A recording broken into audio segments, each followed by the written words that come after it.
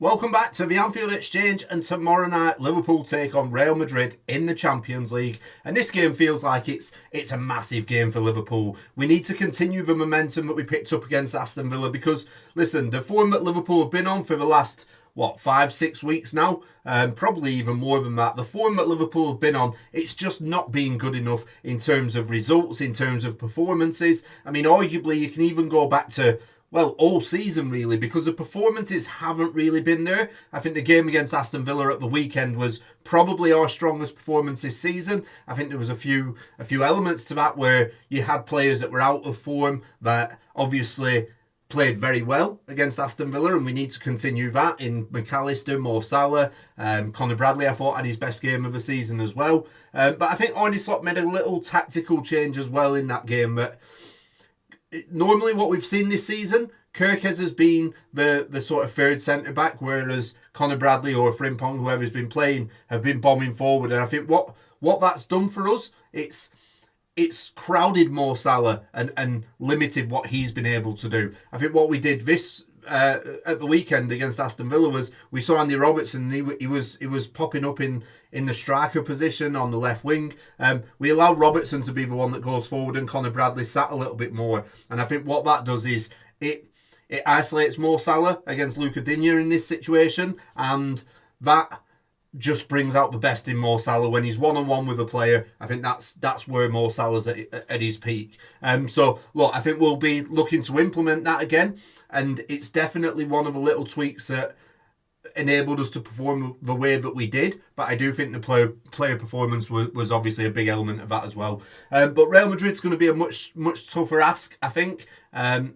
We do need to continue that momentum, but we have to show Real Madrid the respect as well. They're a European giant, and it's not going to be an easy game for us. I want to take a look at Real Madrid and what they're going to look like coming to Anfield tomorrow night, because obviously Alonso joined in the summer. He's a new manager at Real Madrid. If you haven't seen too much of Real Madrid, I want to just sort of have a little bit of a look into how we're going to line up and what we can expect from them. So I think the first thing that Real Madrid have improved on, which was a massive task because under Ancelotti they're a very, very good team. I think the first thing that Alonso's implemented into that team is the attacking players.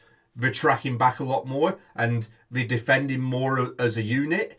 Whether the players like that or not, I'm not sure, and whether it's sustainable, again, who knows? Time will tell. I can't imagine a world where Vinicius and Jude Bellingham want to do too much defending, and Mbappe as well. But that's what he's got them doing at the minute, and that's why they're sat top of the La Liga table, and they're doing okay in the Champions League as well. So he's got the team playing as a team as opposed to individuals, which, listen, I've not seen Real Madrid play as a team for a long, long time, and I'm going back to the days of Figo, Zidane, Ronaldo. Real Madrid have always been a team of individuals, and I think that's where Alonso gets the biggest amount of praise from me, is they're now playing as a team. But don't let that take you away from the attacking talent as well, because they are very good going forward as well. The same way they defend as a team, they also attack as a team. But when you've got the likes of Mbappe, Bellingham, Vinicius Jr., Ardigou has been brilliant this year as well. I think, you're always going to have problems at the back in Liverpool's case here. You're always going to struggle to defend against players like that, because moments of brilliance, moments of magic, they can just come up with it. Obviously, the elephant in the room, or the rat in the room, if you will, Trent Alexander Arnold due to return. I'm not sure Trent will start his game. I think Alonso knows. I think Alonso will have an idea how the crowd will react to him and how the media, it could become a little bit of a circus. Trent has just had a prolonged period out injured. Obviously, what doesn't help is that Dani Carvajal's picked up an injury recently. But I think Real Madrid will line up with Fede Valverde at right back. He's done that job for him before and he's done it very well. And I think Trent, he will make an appearance, but I think it'll be maybe the last sort of 20, 25 minutes of the game, unless Real Madrid are pushing to try and get a goal, because I think Trent will offer a lot more offensively than what Valverde will from right back.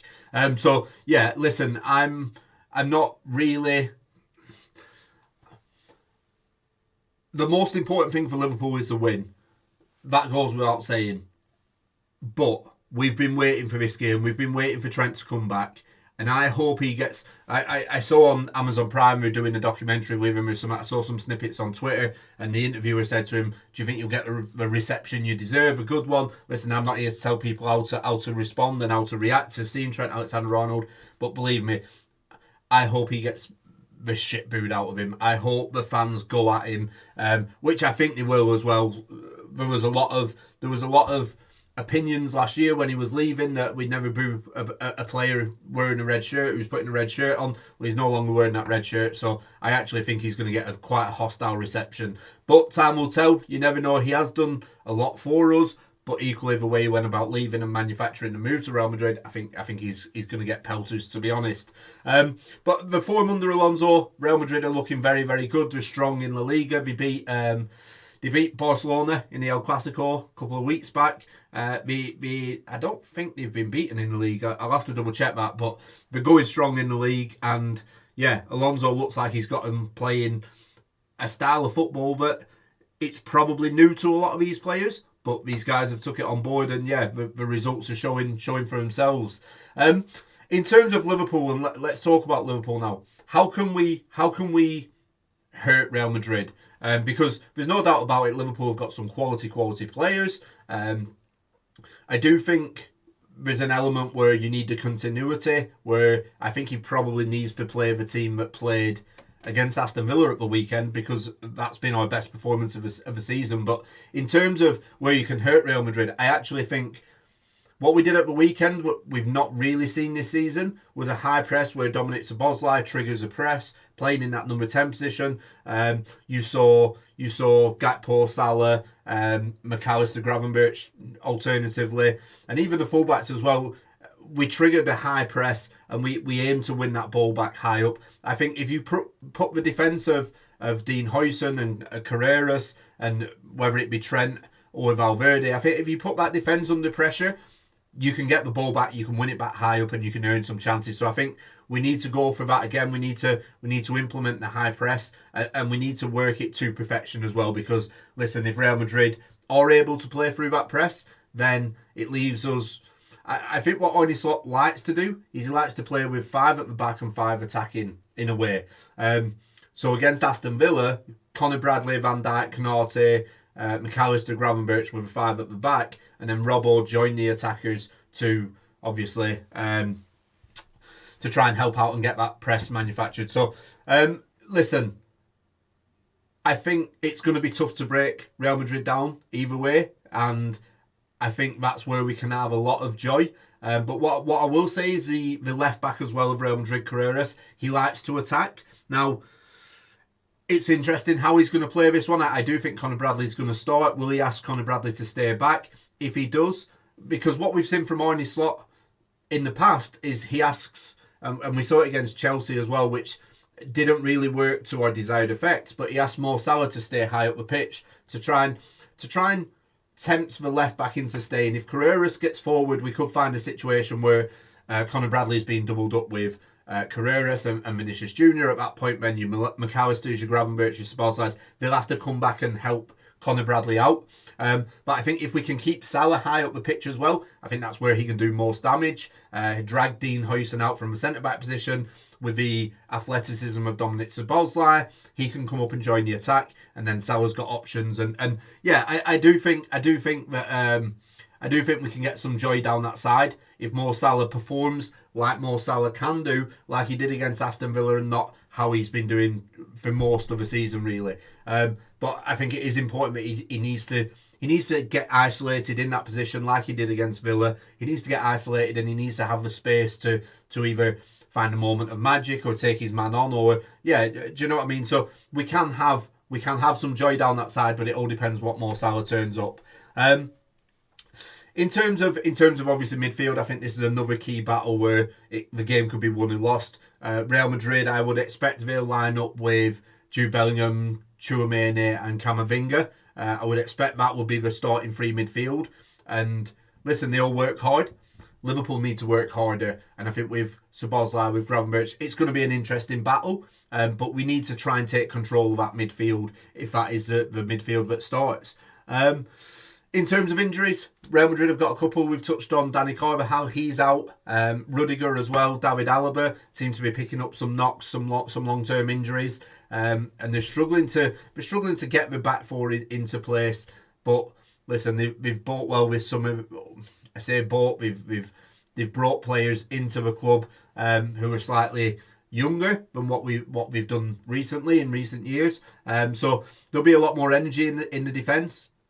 But I think you can definitely get at them. They are still in a transition, like I would say Liverpool are. They are in a transition, new coach, new players, trying to bring younger players in. In terms of Liverpool, Arne Slot announced in the presser that Isak, Alisson and Frimpong are still not going to be available for this game. Isak might be ready for the weekend against Man City. I think he said that Isak probably won't start at the weekend, but depending on what he does this week in training, then Isak will be available to make an appearance off the bench, which is good news for Liverpool, because the more depth we've got, the more we can rotate and the more that we can keep the fresh legs on the pitch, which is exactly what we need. So I'm going to go through the lineup now, what I think Arne Slot's going to choose. I think this is a rare video where what I think Arne Slot will choose is probably the same team that I would choose as well. So yeah, I think that's the first time this has happened this season. Even the Villa game, I probably would have gone for Wirtz, but Arne Slot, I couldn't. No one could have imagined that we'd get the performance out of McAllister that we did, based on what we've seen from him all season, basically. So the lineup, I think, obviously it speaks for itself. Gio Marmadashvili in goal, Conor Bradley, Konate, Van Dijk, and it's a tough one, this, because I think he's going to go Robbo at left back. That being said, if he went for Kirkes, I could understand why he would do that, just because of the counter pace of Real Madrid and the pace in their attacking areas. You don't want Robbo to be exposed. That being said, if Arda Güler does play out on the right, I don't think Arda Güler is not Vinicius Junior, for example. He's not Rodrigo. Potentially Real Madrid may play Rodrigo on the right. I've not seen any issues that he's unavailable. So if that was to happen, I would potentially go Kirkes. But if it's going to be Arda Güler, then you'd like to see Robbo there. I just think Robbo, when he settles back into that back three with Van Dijk and Konate, or when Bradley does it, I think Robbo's better defensively than Kirkes at the minute, and he's better offensively as well. The moves don't break down when he's got the ball, and he links up very well with Gakpo. So yeah, for me, I'm going Bradley, Konate, Van Dijk, and I'm going Robbo. I think Arne Slot will do the same. In midfield, unfortunately for Florian Wirtz, it's going to be the same midfield against that played against Aston Villa. I think he's going to go McAllister, Gravenberch, and Szoboszlai. I thought Szoboszlai was fantastic, and we need another performance like that from him against Real Madrid. And then the front three as well, Salah, Gakpo, and Hugo Ekitike. What I will say is, obviously, if Trent does get on the pitch, I would quite like to see Trent come up against someone with a little bit more pace than Gakpo. I'm not saying start Rio, because I don't think that's the right thing to do, but I would like to see Rio come on and just go at Trent, because we all know that Trent is not the strongest defensively. We no longer have to defend him in that and lie to ourselves. But I would quite like to see someone with pace and a little bit of trickery go at Trent Alexander Arnold if he does get on the pitch. But I do think he'll start with Salah, Hugo, and Cody Gakpo, and we'll see how Real Madrid's right back deals with Gakpo. In terms of the game itself, listen, we got Man City at the weekend, and then it's the international break. I think what we saw against Aston Villa was when we come up against teams that want to play football, Liverpool are a very, very good team. Our problem, and this is a problem that Arne Slot needs to figure out, is how do we play against the teams that like to sit a little bit deeper, because after the international break, we got Nottingham Forest, who are now managed by Sean Dyche. I imagine it will be a similar sort of setup where we want to sit with a low block, and try and catch us on the counter. So, yeah, I think Arne Slot's got a lot of work to do to try and figure that out. I think we can enjoy the next 3 games, as stressful as they might be. I actually think these 3 games, it'll be like a breath of fresh air coming up against teams that also want to play against us and play football. So yeah, we need to keep the momentum. We picked up our first 3 points, our first win in what feels like forever at the weekend against Villa. We need to try and continue that with Real Madrid. If we get beat by Real Madrid, I think it will feel a lot like or here we go again, and then obviously away to City. So I think this is a massive, massive game for Liverpool, and it is a game that we do need to win.